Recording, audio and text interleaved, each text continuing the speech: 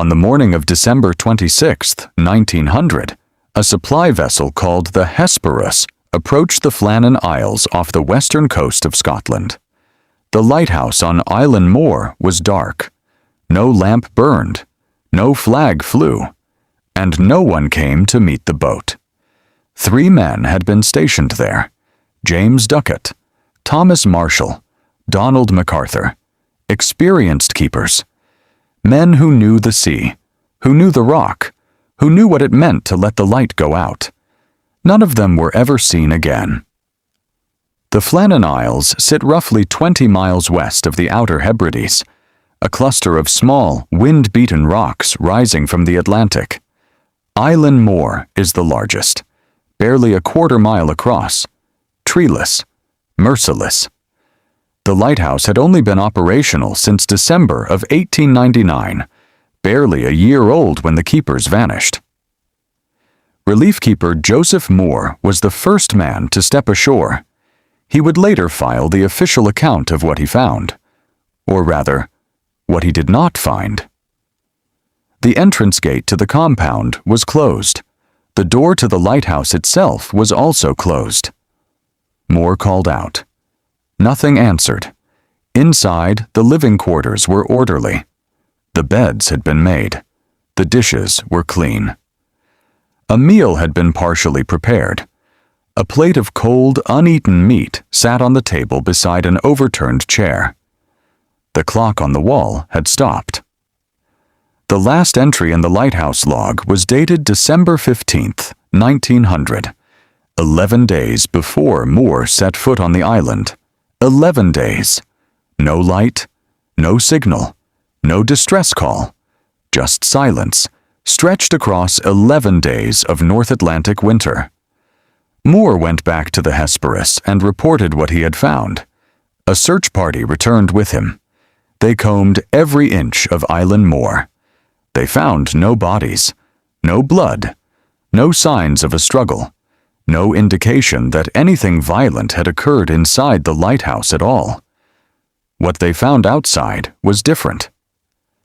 On the western landing, one of 2 stone platforms cut into the cliff face where supplies could be brought ashore, the damage was severe. Iron railings had been bent and twisted out of shape. A large rock, estimated to weigh more than a ton, had been displaced from its original position. A storage box that had been bolted to the rock face and filled with ropes and equipment had been torn away entirely. It was gone.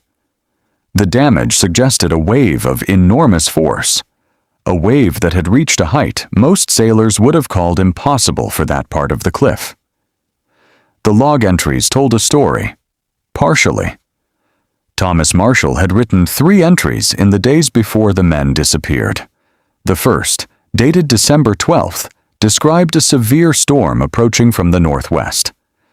Marshall noted that James Ducat had been very quiet, and that Donald MacArthur, described in all accounts as a tough and experienced man, had been weeping.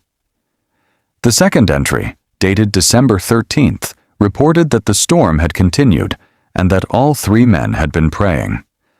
The third entry, dated December 15th, read, "Storm ended. Sea calm. God is over all." And then nothing. Here is what made those log entries deeply strange.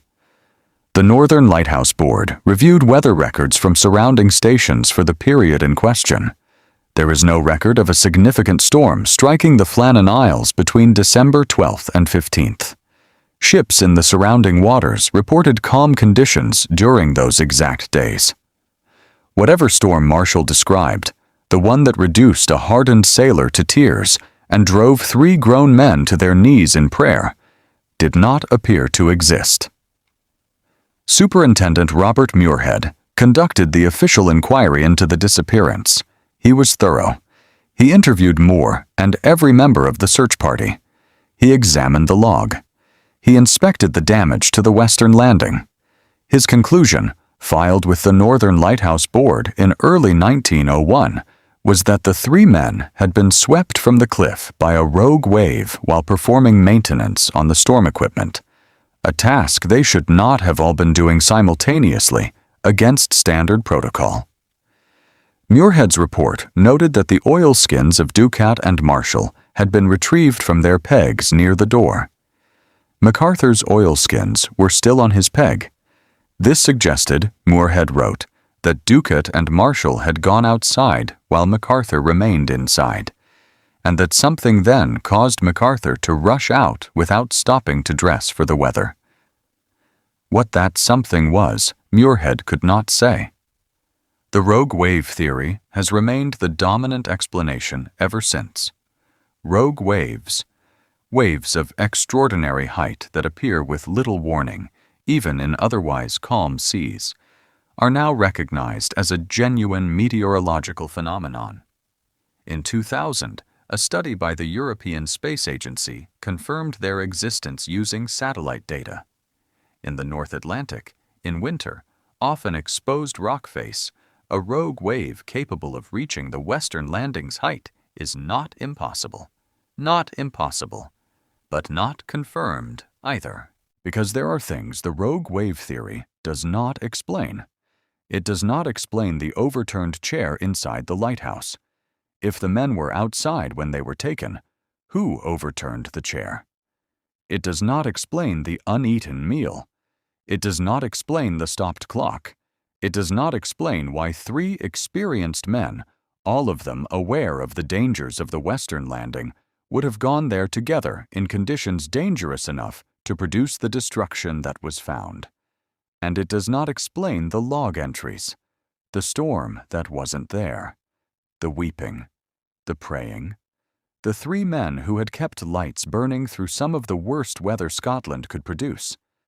Suddenly, inexplicably afraid. The poet Wilfrid Wilson Gibson visited the Flannan Isles years after the disappearance and wrote a narrative poem about the keepers that became widely read. In it, he invented details, a half-eaten meal, a chair thrown back in panic, that were never in the official record. Those invented details have since been repeated so many times that they are often mistaken for fact. The real facts are both more mundane and more unsettling. 3 men were on a rock in the Atlantic. They wrote in their log. They kept their quarters clean. They ate their meals. And then, sometime between December 15th and December 26th, 1900, they ceased to exist. No vessel reported seeing anything unusual near the Flannan Isles during that period. No distress rockets were observed. No wreckage belonging to the keepers was ever recovered from the sea. In the years and decades since, no human remains have ever been found on the island or in the surrounding waters. The Flannan Isles lighthouse was restaffed. It continued to operate, staffed by rotating keepers, for decades afterward, eventually being automated in 1971. The light still burns. The western landing where the damage was found has been repaired and reinforced. The iron railings are new. The storage box has been replaced. But the last log entry filed by Thomas Marshall has never been explained. The calm after a storm that was never recorded. The prayer of men who were not afraid of anything. And the chair, overturned inside a locked and orderly room, on an island where no one else had been. On the morning of December 26, 1900, a supply vessel called the Hesperus approached the Flannan Isles off the western coast of Scotland. The lighthouse was dark. No lamp burned. No flag flew. And no one has ever been able to explain what happened next.